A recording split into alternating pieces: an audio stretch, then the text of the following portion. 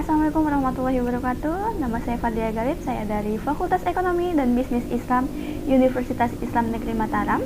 Di sini saya akan menjelaskan sedikit tentang bisnis plan yang telah kami buat bersama tim kami, yang dimana kami mengambil bisnis plan tentang kopi lokal latte. Di dalam suatu bisnis plan ada beberapa hal yang harus kita perhatikan. Yang pertama adalah analisis pasar atau yang disebut dengan market analysis. Nah, ketika kami sebagai pemula atau membuka suatu usaha tanpa adanya target pasar, maka kita tidak tahu kemana kita akan menjual produk kita. Jadi, itu pentingnya adanya market analysis.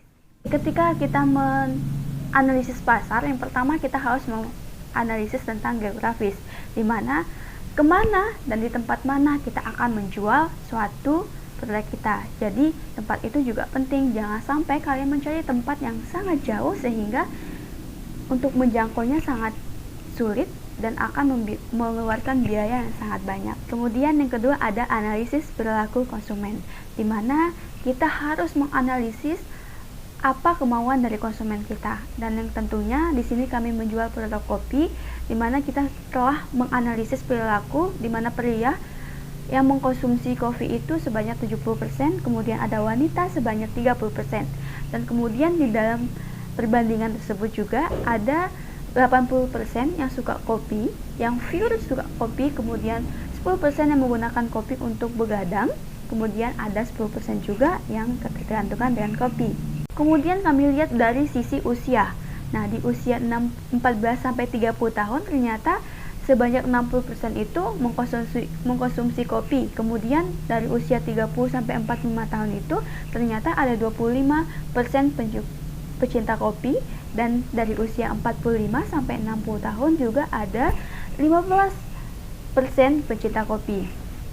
Oke, kemudian ketika kita telah menganalisis pasar, maka selanjutnya kita harus melihat strategi apa yang akan kita gunakan. Nah, di sini kami menggunakan 4 strategi, yang dimana strategi pertama secara online, yaitu dengan sosial media, kemudian secara offline yang kedua, yang ketiga secara collaboration, dan yang keempat ada education.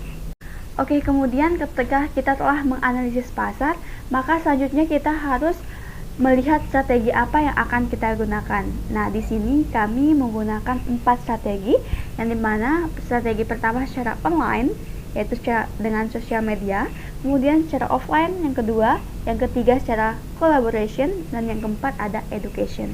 Dengan strategi online, yaitu melakukan promosi melalui beberapa media sosial seperti TikTok, Facebook, WhatsApp, serta Instagram, untuk mempromosikan kepada teman-teman kami, dan juga kita menggunakan sosial media teman-teman kami untuk membantu.